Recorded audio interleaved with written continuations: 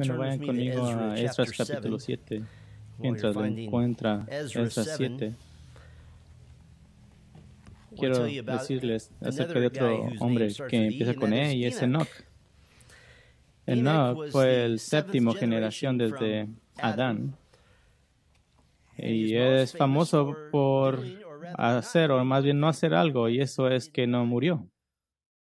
Él no murió. En Génesis 5:21 dice: Enoch vivió 65 años y fue padre de Matusalén. Enoch anduvo con Dios 300 años después de haber engendrado a Matusalén y tuvo otros hijos e hijas. El total de los días de Enoch fue de 365 años y Enoch anduvo con Dios y desapareció porque Dios se lo llevó. Y el Nuevo Testamento confirma que Enoch fue tomado por Dios. Sé que ese fue el hecho más famoso de Enoch. Hay un hecho menor conocido acerca de Enoch, y es que él era un predicador. Era un predicador de la revelación de Dios. Y no solo eso, él fue el primer predicador que conocemos que enseñó acerca no de la primera venida del Mesías, sino de la segunda venida. Tenemos esto en Judas 14:15. Judas dice: de estos también profetizó Enoch en la séptima generación de Adán, diciendo: el Señor vino con muchos millares de sus santos para ejecutar el juicio sobre todos y para condenar a todos los impios de todas sus obras impías que han hecho impíamente y de todas las cosas ofensivas que pecadores impíos dijeron contra él. Él era un pastor fiel, era un pastor que enseñaba a aquellos que eran verdaderos adoradores de Dios y que advertía a aquellos que no lo eran. Y desde entonces, Dios le ha provisto pastores a su pueblo, hombres de Dios que proclaman la revelación de Dios para su bien y para su gloria. Porque solo a través de las palabras de Dios dadas, a través de esos hombres de Dios, que el pueblo de Dios puede conocer a Dios y conocer lo que requiere de ellos. Fue tentador para mí rastrear la historia de los pastores que Dios ha enviado, no solo a Israel, sino incluso a los gentiles, pero me traería toda la tarde hombres como Jonás y Abdías, que le advirtieron a los gentiles del juicio de Dios. Y por supuesto a Israel, comenzando con Moisés y llegando a los profetas con el último profeta del Antiguo Testamento, Juan el Bautista, predicando que el Mesías que salvaría a su pueblo de sus pecados ahora había venido. Jesús mismo es el pastor principal, el gran pastor, y Dios siempre ha proveído pastores. Y después de la muerte y resurrección de Cristo, fue la ascensión de Cristo al cielo la que precipitaría la continuación de Dios de asegurarse de que su pueblo tuviera pastores. Efesios 4:8 dice: por tanto, cuando ascendió a lo alto, llevó cautivo un gran número de cautivos y dio dones a los hombres. ¿Y cuáles eran esos dones? 3 versículos después dice: y dio a algunos ser apóstoles, otros profetas, evangelistas, pastores y maestros. Bueno, regresamos a los días de los exiliados que regresaron de Babilonia bajo el nuevo imperio persa. En un momento estratégico, Dios, otra vez, lleno de gracia, proveyó de un pastor. Un ejemplo impresionante de un hombre de Dios. Y cuando estamos en Esdras 6, terminaron el templo. Ahora cuando avanzamos rápido, casi 60 años, estamos en unas generaciones y el templo se completó en el año 515 a.C. Ahora llegamos alrededor del año 458 a.C. Unas décadas han pasado y ahora se nos presenta el personaje humano más significativo de Esdras Nehemías. Y este es Esdras mismo. Esdras, su genealogía se traza con más detalle que ninguna otra, incluyendo su prioridad del Espíritu Santo al darnos a Esdras Nehemías. Su genealogía se remonta a 16 generaciones, 1000 años atrás, un regreso hasta Aarón, el primer sumo sacerdote de Israel. También veremos que Esdras desempeña un papel importante hasta Nehemías 8 y en Nehemías 12. Los antiguos rabinos judíos consideraban a Esdras la figura más importante para el Israel posterior al exilio. Él era la persona, él es para la generación del exilio lo que Moisés fue para la primera generación de judíos. Y Esdras resaltará esta noche como uno de los más grandes ejemplos de lo que es ser un pastor fiel en las Escrituras. Ese es nuestro tema de esta noche. Mientras continuamos examinando la tremenda fidelidad de Dios, cada uno de nuestros mensajes en Esdras nos da evidencia de la fidelidad de Dios. Y esta noche, Dios provee pastores apartados o santificados. Dios provee pastores apartados o santificados. Sé que ningún pastor o anciano es indispensable, pero esperaríamos creerlo y esperaríamos que se nos extrañe por una semana o dos, pero el hecho es que Dios ha estado suministrando pastores a su pueblo durante milenios y continuará haciéndolo. Así que el deber de cualquier pastor es que cuando sea su turno de batear, por así decirlo, trabaje duro y apunte hacia las vallas y luego le siga al siguiente hombre. Diferentes pastores en la historia de la iglesia han desempeñado diferentes roles y tienen diferentes roles, diferentes énfasis que Dios les da. Tal vez se acuerden que cuando Pablo estaba tratando de desalentar las lealtades a diferentes pastores en la iglesia de Corintios, los corintios por proclamar que seguían a un hombre, él les dijo en 1 Corintios 3, empezando en el capítulo 4, porque cuando uno dice yo soy de Pablo y otro yo soy de Apolos, no son como hombres del mundo, que es pues para Apolos y quién es Pablo, sirvientes mediante los cuales ustedes han creído. Y esta es la misión. Dice, yo planté, Apolos regó, pero Dios ha dado el crecimiento. Así que ni el que planta ni el que riega es algo, sino Dios que da el crecimiento. Algunos pastores tienen un ministerio como el de Isaías.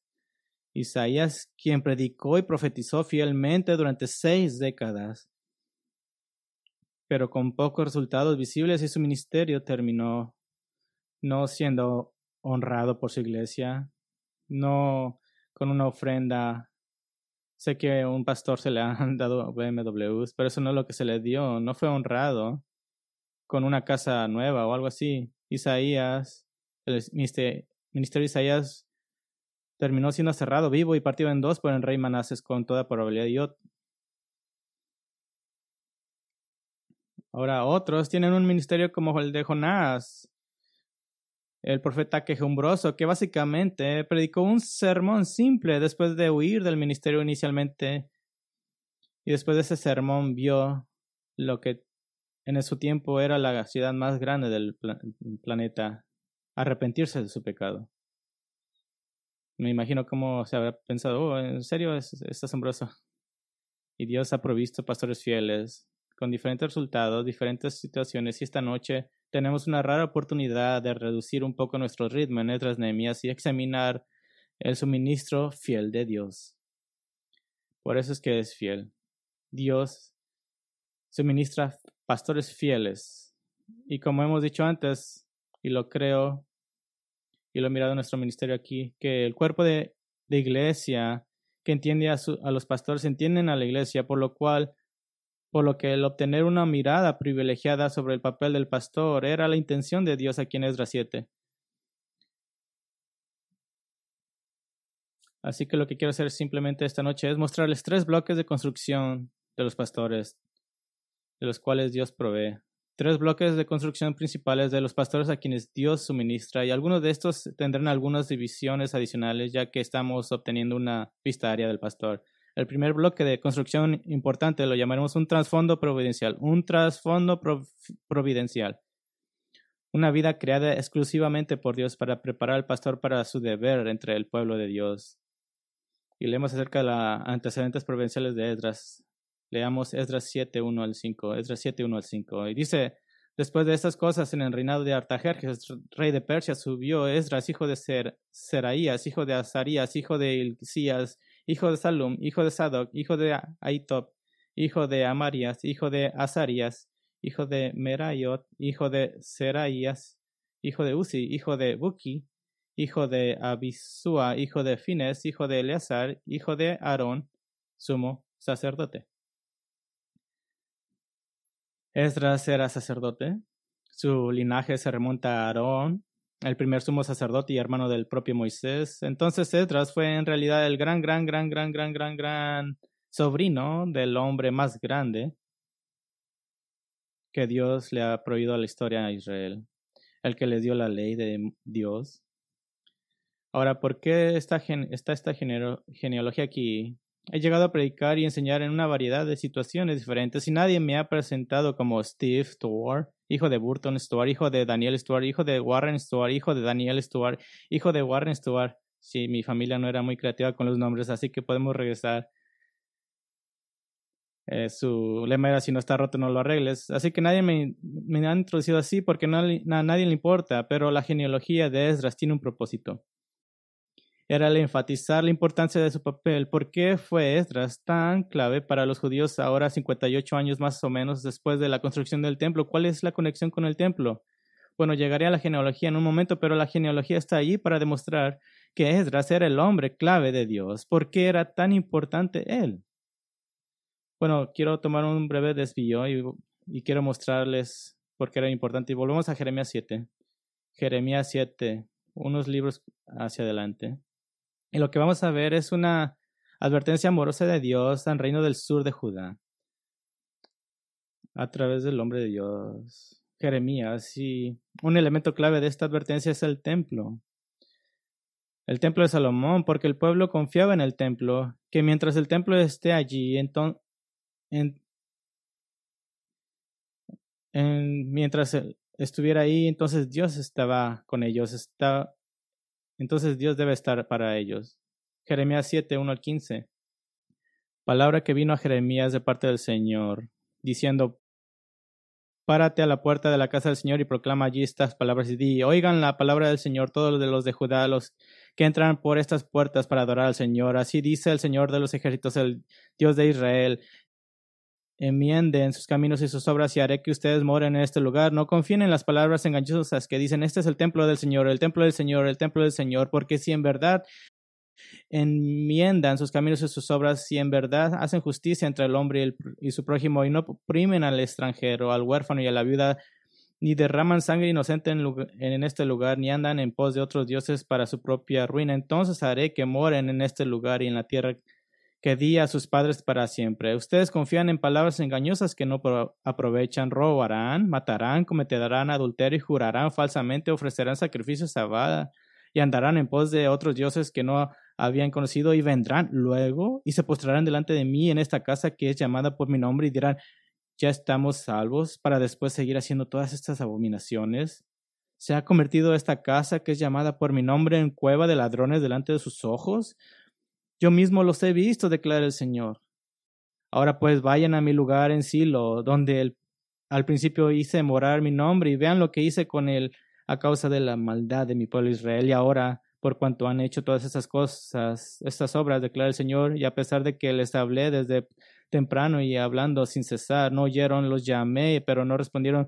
Como hice con Silo, así haré con la casa que es llamada por mi nombre, en la cual confían, y al lugar que di a ustedes y a sus padres, y los echaré de mi presencia, como eché a todos sus hermanos, a toda la descendencia de Efraín.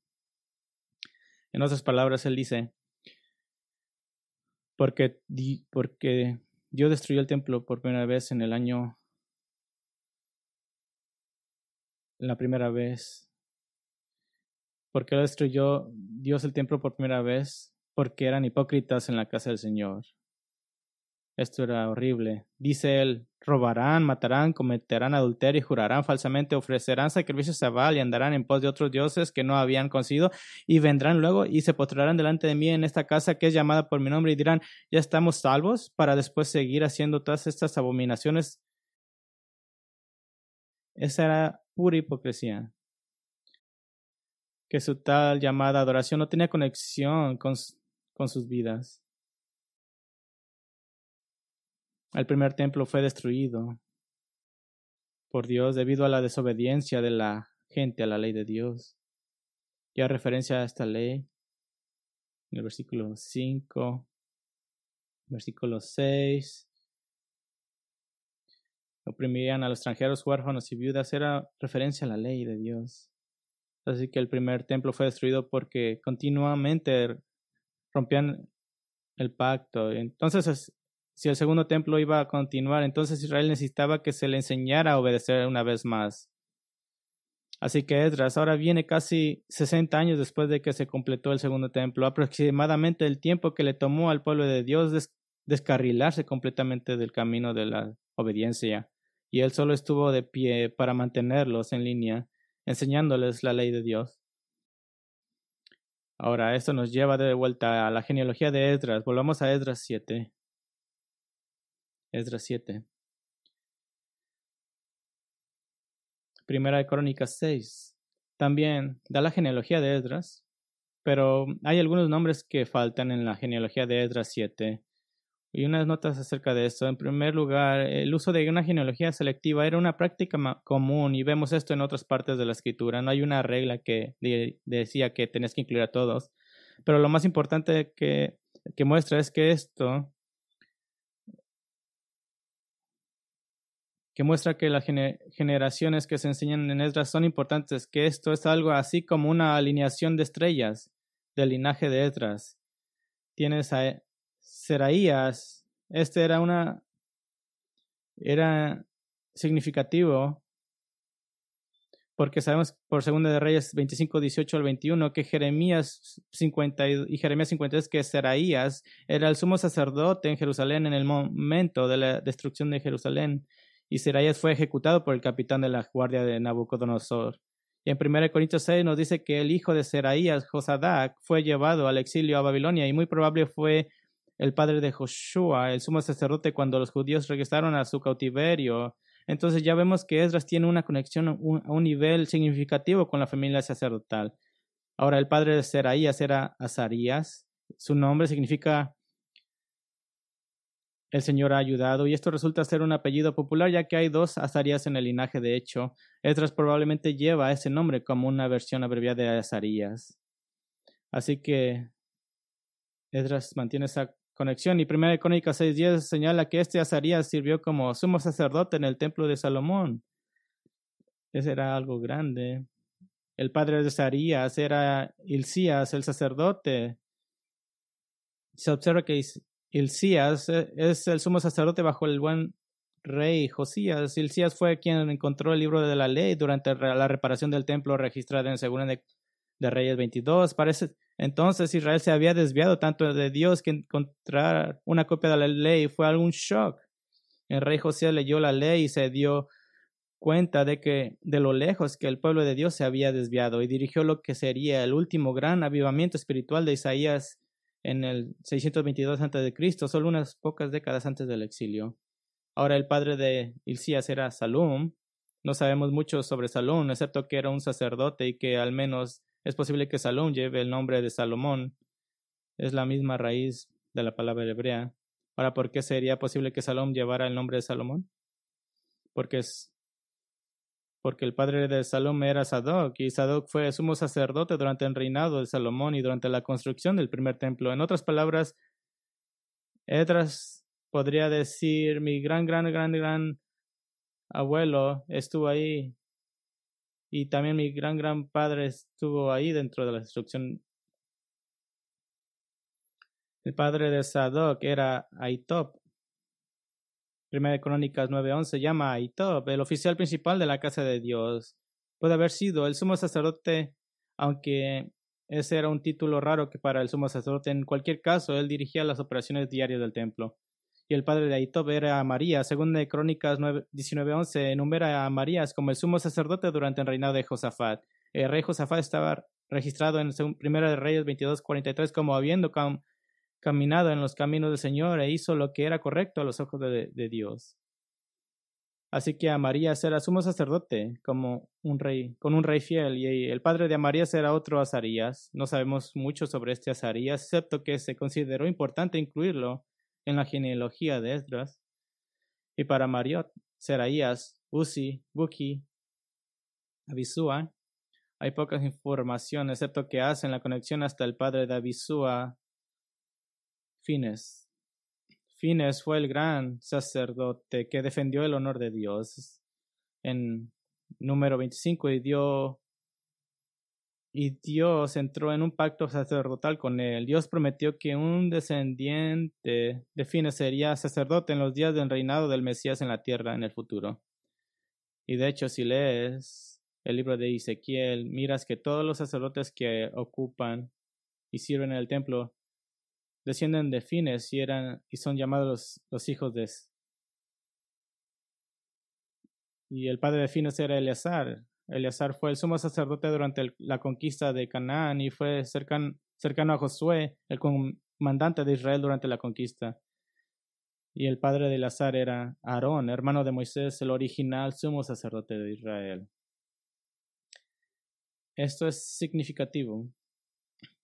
Esta es una genealogía digna de escribirse. Entonces, los antecedentes de Esdras se consideran lo suficientemente importantes como para que se nos dé esta genealogía. Ahora, no sabemos si alguna vez usó esto, pero debido a que los israelitas eran tan conscientes de las genealogías y las conexiones familiares, es posible que no hubiera tenido que hacerlo, pero si hubiera querido, mientras enseñaba la ley de Moisés, podría haber dicho, veamos el siguiente versículo que mi tío Moisés escribió bajo la inspiración del Espíritu de Dios.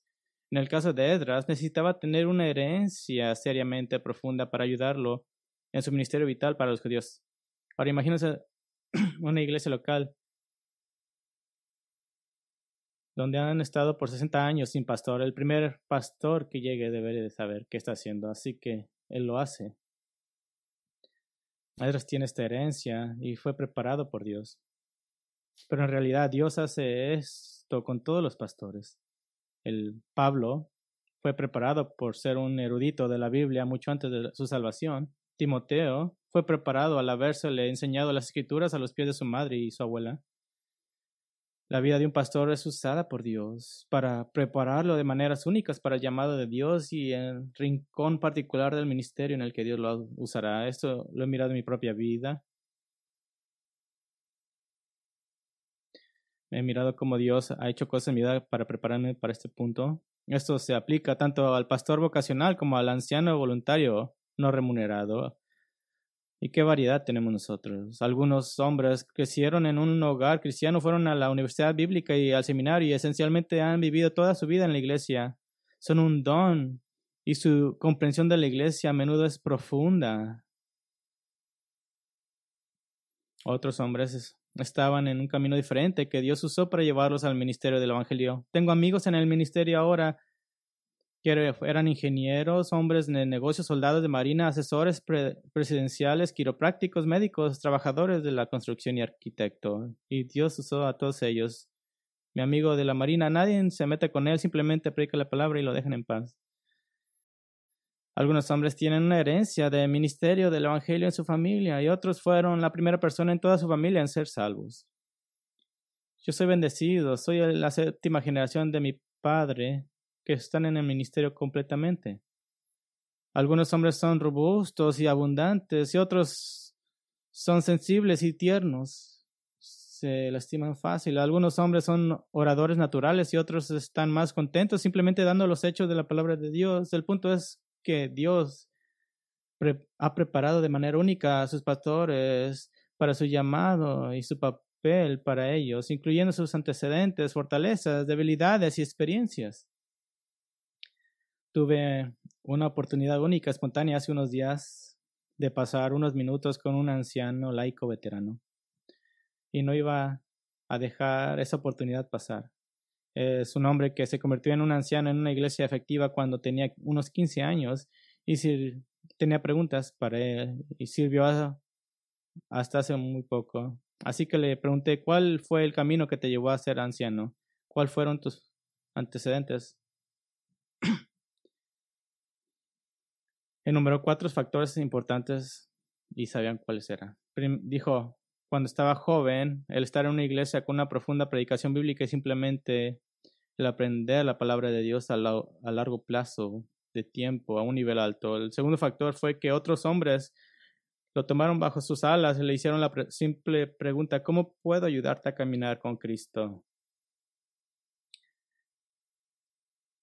El tercer factor fue el ejemplo de los ancianos que estuvieron verdaderamente involucrados en la vida de las personas, estaban haciendo discípulos, no haciendo decisiones, estaban haciendo todo para el pueblo de Dios en la iglesia y le mostró un hambre. Y su cuarto factor, y el más importante, fue su abuela,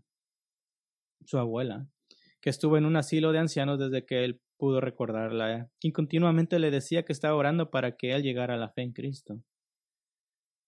Y 80 años después, aún sigue siendo importante para él. Para Esdras, sus antecedentes tienen que ser un linaje al que los judíos en Israel responderían. El primer bloque de construcción importante de los pastores que Dios suministra es un trasfondo providencial. Ahora hay un segundo bloque de construcción importante y lo llamaremos una devoción apropiada. Una devoción apropiada. Esdras 7:6. Esdras 7:6 dice: Esdras subió a Babilonia y era escriba experto en la ley de Moisés que el Señor, Dios de Israel, había dado. El rey le concedió todo lo que pedía, porque la mano del Señor su Dios estaba sobre él. También algunos de los israelitas y de los sacerdotes levitas, cantores, porteros y sirvientes del templo subieron a Jerusalén en el año 7º del rey Artajerjes. Y Esdras llegó a Jerusalén en el mes 5º, era el año 7º del rey, porque el primer día del mes primero comenzó a subir de Babilonia y el primer día del mes 5º llegó a Jerusalén, pues la mano bondadosa de su Dios estaba sobre él. Ahora estos versículos nos muestran algo acerca de Esdras. Él no era solo el hijo de un sacerdote titulado que obtuvo su posición solo por su nombre. Lo que miramos aquí es que Esdras no solamente tiene un linaje que los judíos necesitaban, pero demostró una devoción adecuada en 4 formas claves. Su primera forma en la que era devoto era su entrenamiento. Era un escriba, entrenado en la lectura, escritura y en un campo específico de estudio.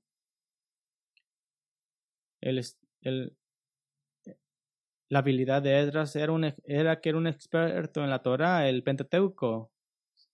Había tomado los años necesarios para estar bien versado en la palabra de Dios, particularmente en la ley de Moisés.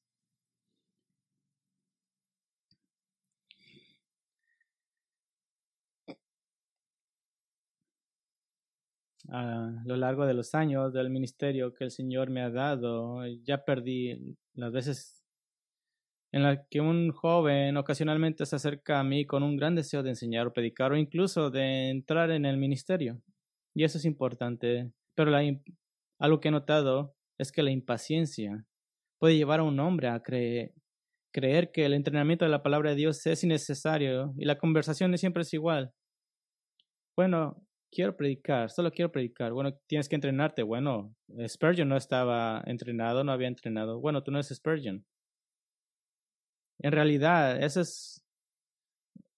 solo quiero predicar es una motivación egoísta que no piensa en las pobres ovejas del rebaño de Dios que tienen que sufrir mientras tanto.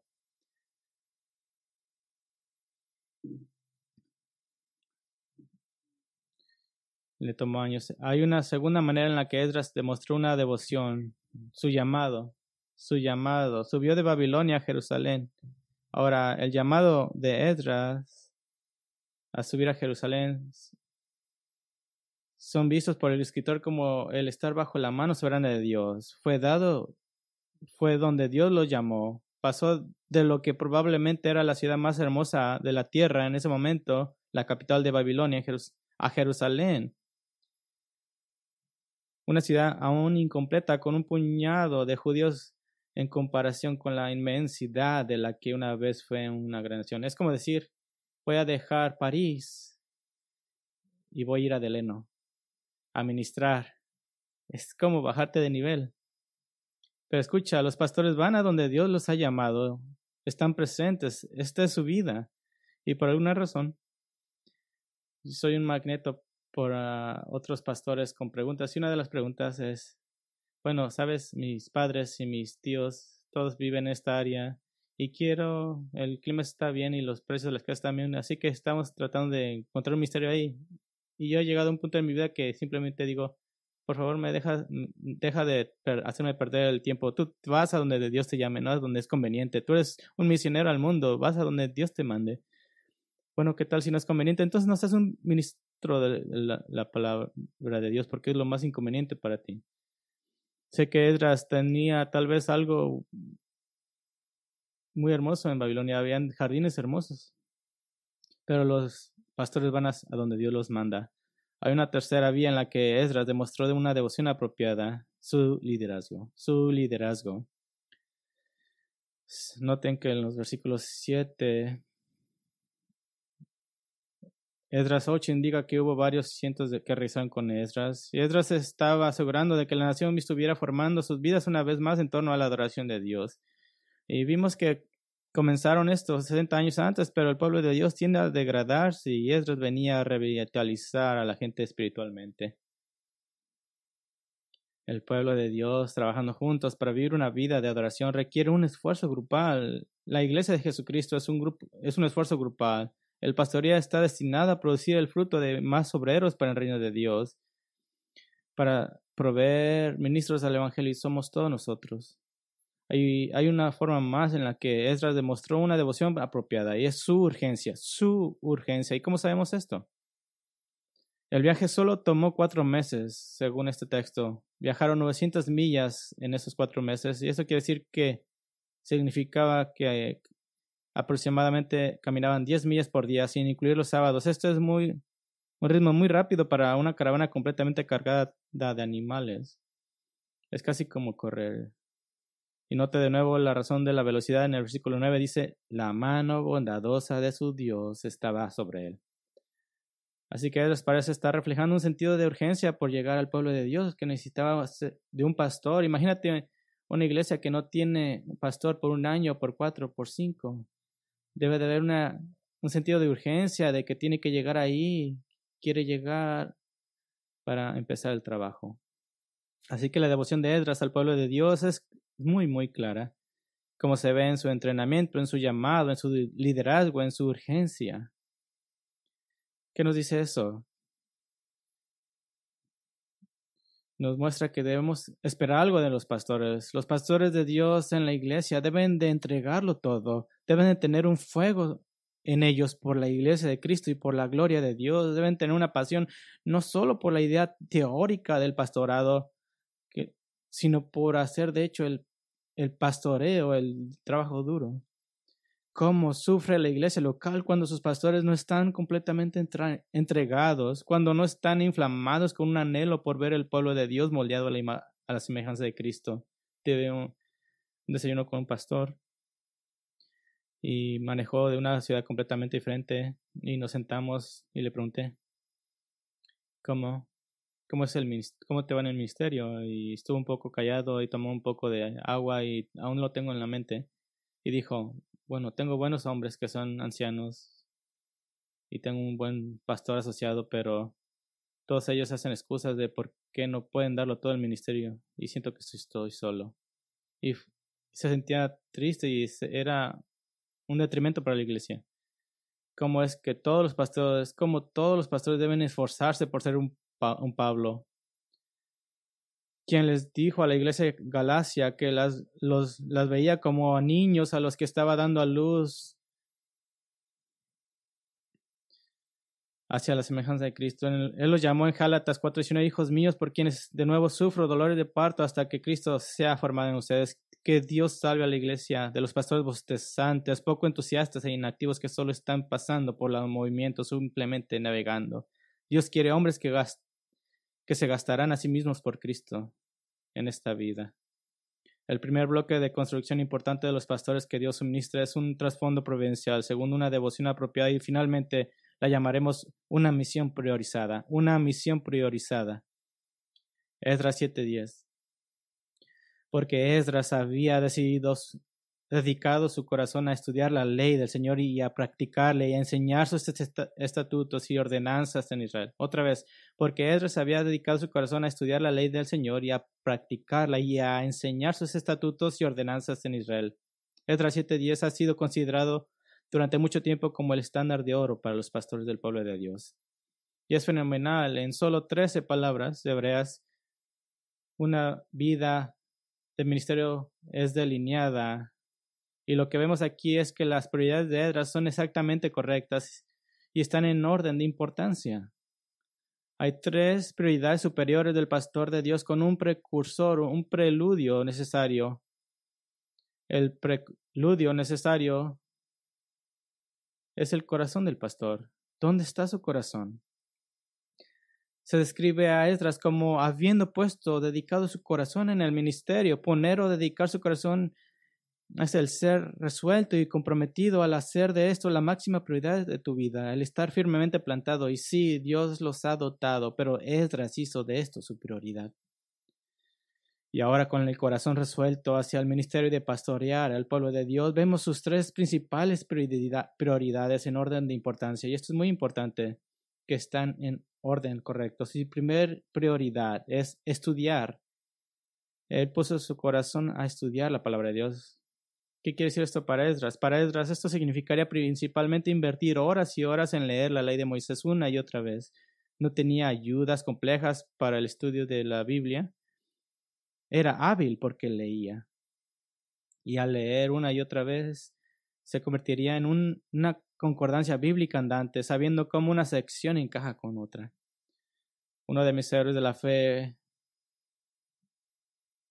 fue pastor cuando tenía pastor 4 años. Se convirtió en el pastor que predicaba, y el pastor anciano, que no era el pastor que predicaba, se sentó con el nuevo asociado y le dijo: hijo, eres un gran predicador y aquí está tu semana. Pasarás 75% de tu semana leyendo la Biblia y lo demás escribiendo tu sermón, y no harás nada más. Y el pastor hacía que leyera la Biblia 75% de su semana. Y él sabe la palabra de Dios. Pablo exhortó a Timoteo al ministerio del Evangelio en 2 Timoteo 2:15. Dice: procura con diligencia presentarte a Dios aprobado como obrero que no tiene de qué avergonzarse, que maneja con precisión la palabra de Dios, que maneja con precisión.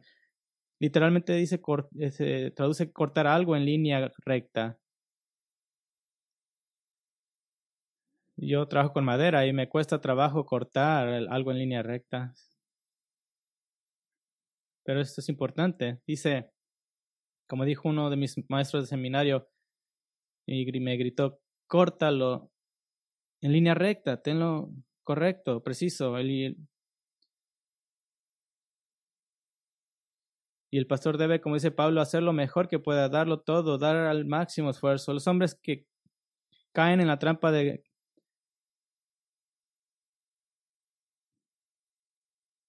y uno de los problemas más comunes que vemos en la iglesia, en las redes sociales y algunas denominaciones, son hombres que tienen falta de integridad al no estudiar la palabra por sí mismos. Están bajando los sermones, descargando sermones, plagiando a otros hombres que han puesto su prioridad al revés y han hecho de la enseñanza o la predicación la máxima prioridad, y no es la máxima prioridad.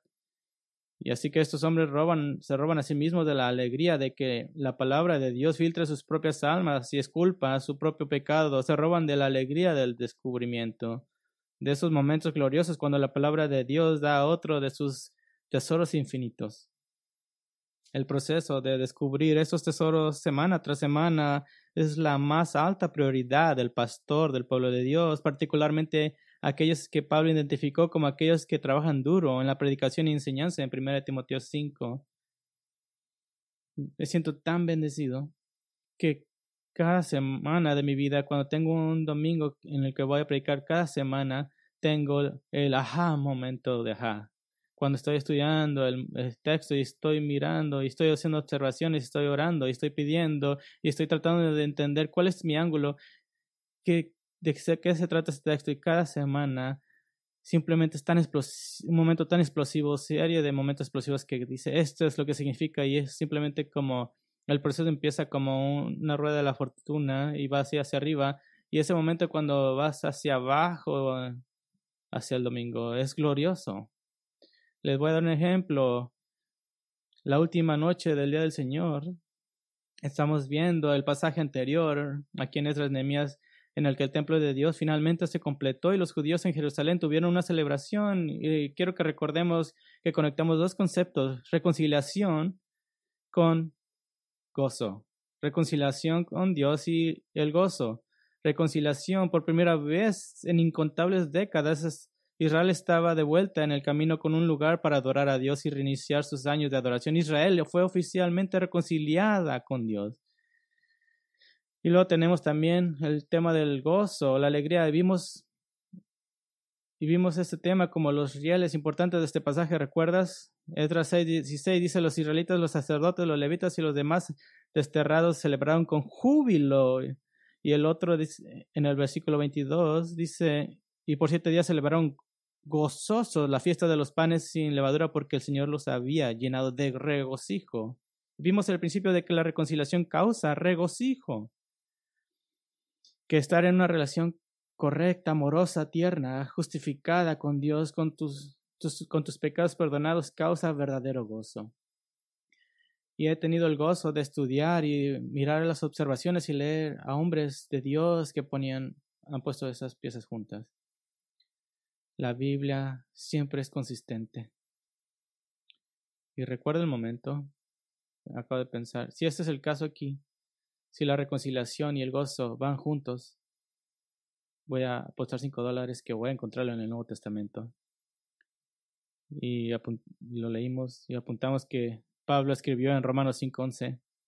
Y no solo esto, sino que también nos regocijamos o nos gloriamos en Dios por medio de nuestro Señor Jesucristo, por quien ahora hemos recibido ¿qué? La reconciliación. Son momentos gloriosos. Qué afirmación, qué tesoro, qué oro espiritual, qué diamantes de riqueza celestial. Que la razón para regocijarnos es que yo era el hijo pródigo y Dios, el Padre, vino corriendo hacia mí para abrazarme y recibirme y perdonarme y llevarme a casa y celebrar nuestra reconciliación. Y dije todo eso solo para decir que tienes el derecho de esperar de tus pastores que ellos estén en la palabra de Dios para ellos y para ustedes. La primera prioridad es estudiar, la segunda prioridad es vivir. Esdras era específicamente un experto en la ley de Dios. A estas alturas la mayoría, si no todos los salmos habían sido escritos. Gran parte de lo que tenemos como el Antiguo Testamento ya existía. Esdras, Nehemías se encuentra entre los últimos libros del Antiguo Testamento, pero Esdras se centró en la ley. ¿Recuerdas por qué? Porque el fracaso de Israel para guardar el pacto con Dios y guardar su ley condujo a su exilio, y él estaba decidido a evitar que eso volviera a suceder. Pero note donde comenzó la obediencia. Comenzó con él, porque Esdras había dedicado su corazón a estudiar la ley del Señor y a practicarla. Se determinó a practicar la ley de Dios, a ser un ejemplo. En otras palabras, la aplicación de la palabra de Dios no lo excluía a él. Él no era la excepción, no estaba en la Torre Eiffel, él no debía de seguir a Dios. Y en sus estudios la palabra de Dios penetró en su propio corazón, transformó su propia mente y se ejercitó en sus propias acciones.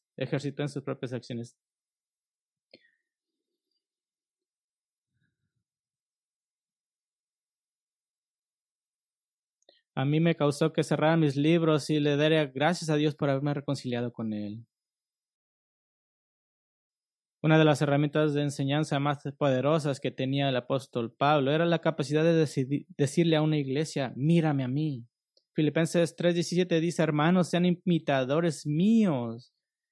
Le dijo a Timoteo en 1 Timoteo 4:12: no permitas que nadie menosprecie tu juventud, sino sé ejemplo de los creyentes en palabra, conducta, amor, fe y pureza. El pastor del pueblo de Dios, todos tus ancianos deben ustedes esperar que busquemos la semejanza a Cristo, que estemos en camino hacia la santificación también. Que su estudio intensivo y masivo de la palabra de Dios debería tener un profundo impacto en sus propias almas y en su propio fruto del Espíritu.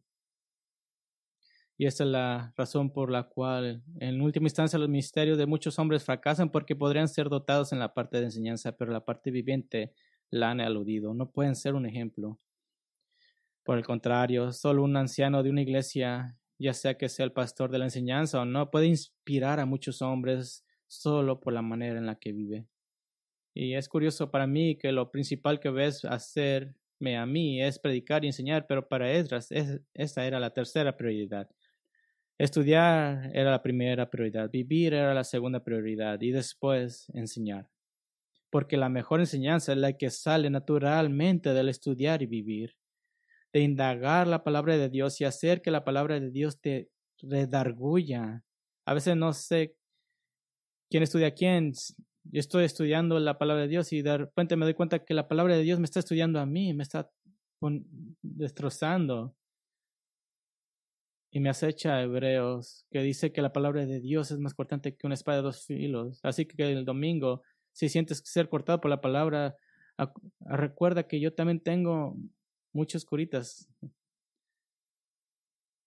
Pero las prioridades superiores necesarias para enseñar la palabra de Dios es estudiar y vivir. Hay un viejo dicho en los negocios y está impreso en muchos carteles a lo largo de los años. Hay variaciones de este dicho, pero va algo así. Y lo puedes mirar en algún negocio pequeño. Y dice algo así: puede tener este servicio y puede ser bueno, rápido o barato, pero solo puede elegir dos de ellos. En otras palabras, si el servicio o producto es bueno y rápido, no será barato. Si es bueno y barato, no será rápido. Y si es rápido y barato, no será bueno. Muy similarmente, si un hombre no tiene estas prioridades alineadas, o peor, si su iglesia no tiene estas prioridades alineadas, entonces lo primero que se sacrificará será el estudio. Eso será la primera cosa en irse, porque hay muchas juntas a las cuales ir, muchos desayunos, mucho esto y el otro. Y eso es cuando parpadeas y la trampa de 6 p.m. del sábado por la tarde llega y dices qué voy a hacer mañana. Pero es el estudio que lleva al vivir.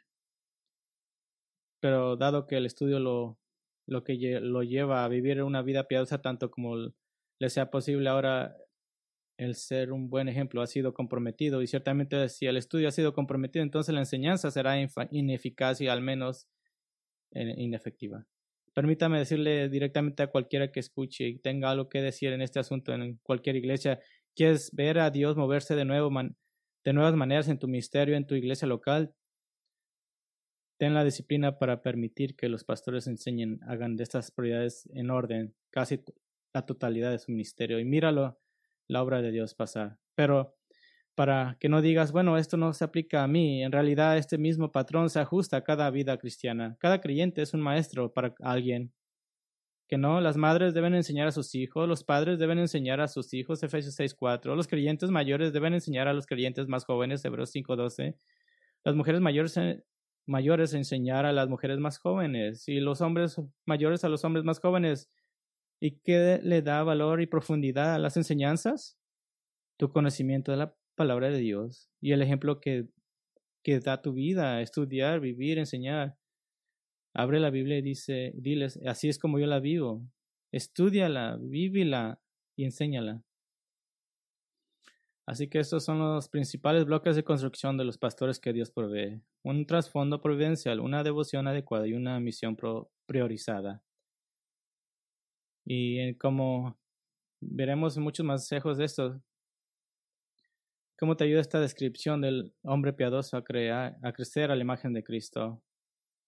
Uno de los indicadores más claros de la salud espiritual y madurez de un creyente es la actitud interna del corazón que tiene hacia sus pastores, todos los ancianos de la iglesia. Así que, ¿cómo te ayuda a crecer a la imagen de Cristo?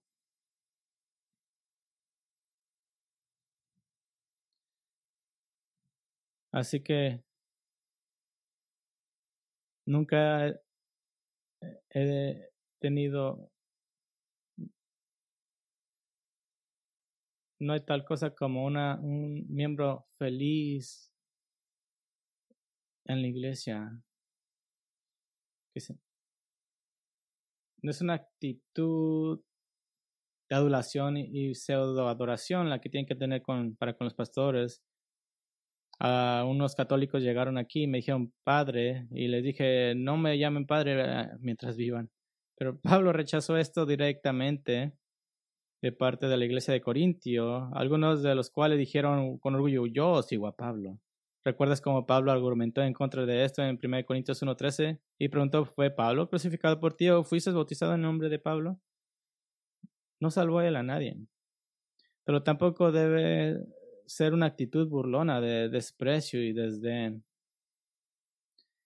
Pablo experimentó esto de la iglesia de Corintio y de la iglesia de Galacia. No estaban viviendo Hebreos 13:7, que dice, acuérdense de sus guías que les hablaron la palabra de Dios.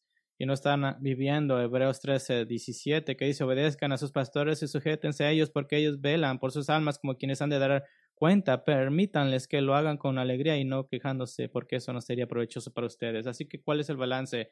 ¿Cuál es el equilibrio? El equilibrio se encuentra en Primera de Tesalonicenses 5:12, que dice, pero les rogamos, hermanos, que reconozcan a los que con diligencia trabajan entre ustedes y los dirigen en el Señor y los instruyen, y que los tengan en muy alta estima, con amor, por causa de trabajo, vivan en paz los unos con otros.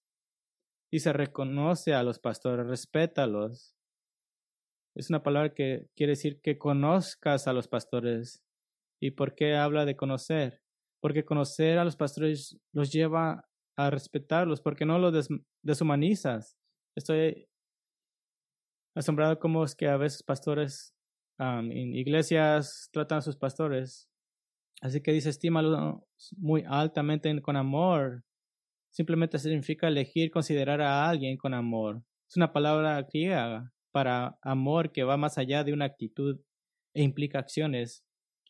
Y la tercera cosa que tienen que hacer es vivir en paz los unos con los otros. ¿Y por qué dirás, qué tiene que ver con esto con el pastor? Bueno, porque no hay nada como el conflicto interno en las iglesias para succionar el aire del ministerio de los pastores. Todos entendemos que las personas necesitan ayuda para lidiar con sus sentimientos heridos, o especialmente cuando uno peca contra otro, pero la mayor preocupación debe ser por la iglesia en su conjunto, por la salud de todo el cuerpo.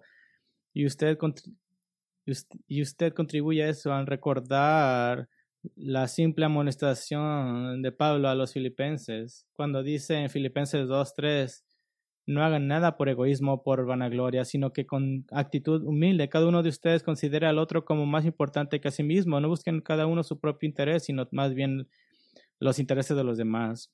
Y a recordar la súplica de Pablo a los Efesios en Efesios 4:31, que dice, sea quitada de ustedes toda amargura, enojo, ira, gritos, insultos, así como toda malicia.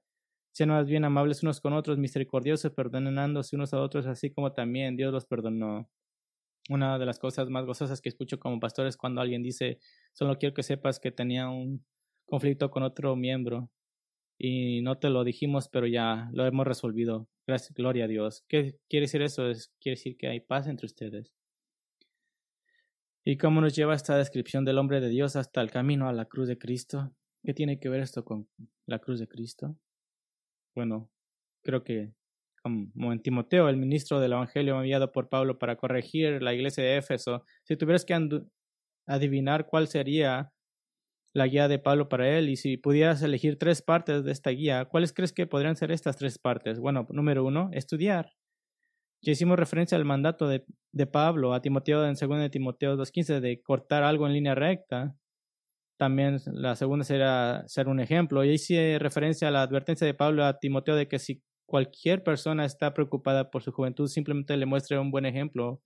Y la enseñanza, Pablo da realmente la nota culminante de su correspondencia a Timoteo cuando le encarga a Timoteo en términos inequívocos, predica la palabra, insiste a tiempo y fuera de tiempo, amonesta, reprende, exhorta con mucha paciencia e instrucción.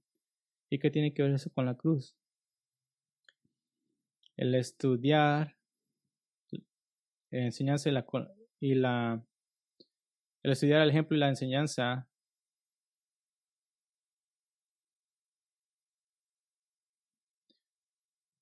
quiere decir, haz la obra de evangelista, le dice Pablo, predica la cruz, llega a la cruz, predica la expiación, a la regeneración y la justificación al arrepentimiento.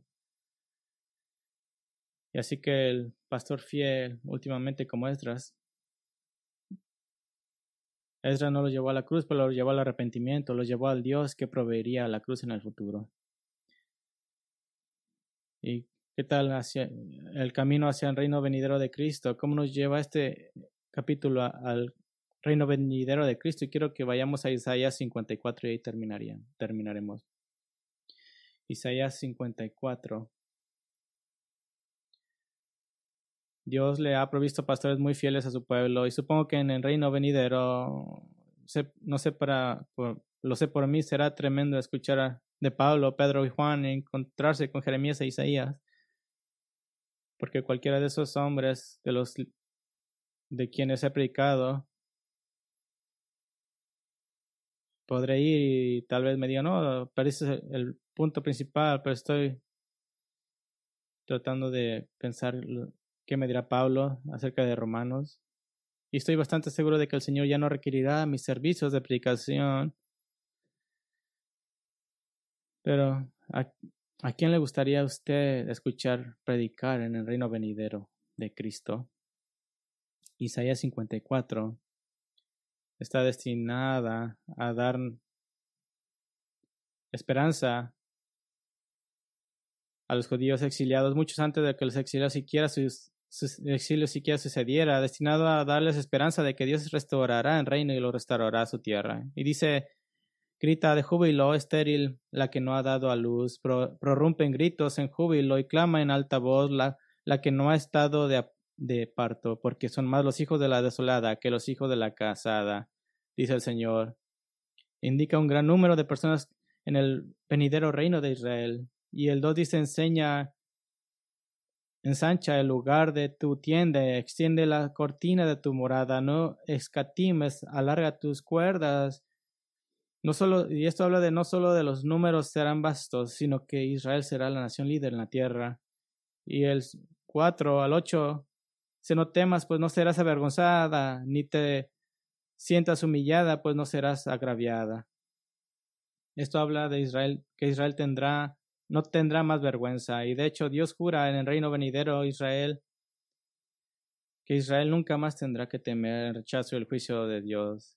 Y en el 9 dice, porque esto es para mí como los días de Noé, cuando juré en las aguas de Noé, nunca más inundaré la tierra. Así he jurado que no me enojaré contra ti, ni te reprenderé, porque los montes serán quitados y las colinas temblarán.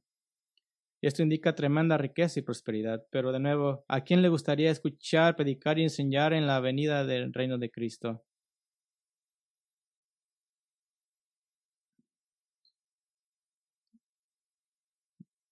Porque tu pastor en el reino venidero no será Esdras, no será Pedro, no será Juan y no será Steve. Será el Señor Jesucristo mismo. Será el Rey. ¿Y qué misterio revelará? Y el judío leyendo Isaías 54, 13 dice, todos los hijos serán enseñados por el Señor y grande será el bienestar de tus hijos. Si has leído el Sermón del Monte, ¿alguna vez has deseado que pudieras haber estado sentado en la ladera para escuchar a Jesús enseñar? Solo espera.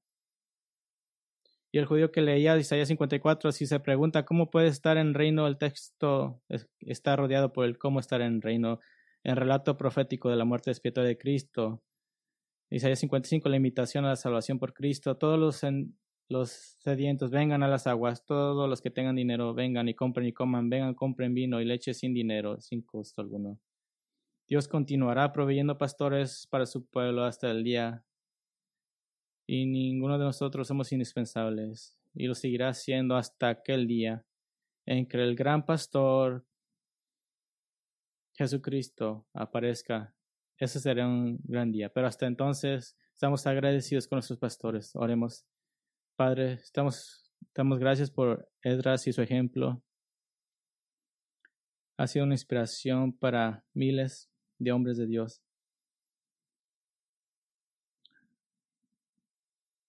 Nos mueve a mí y a otros a estudiar y a vivir.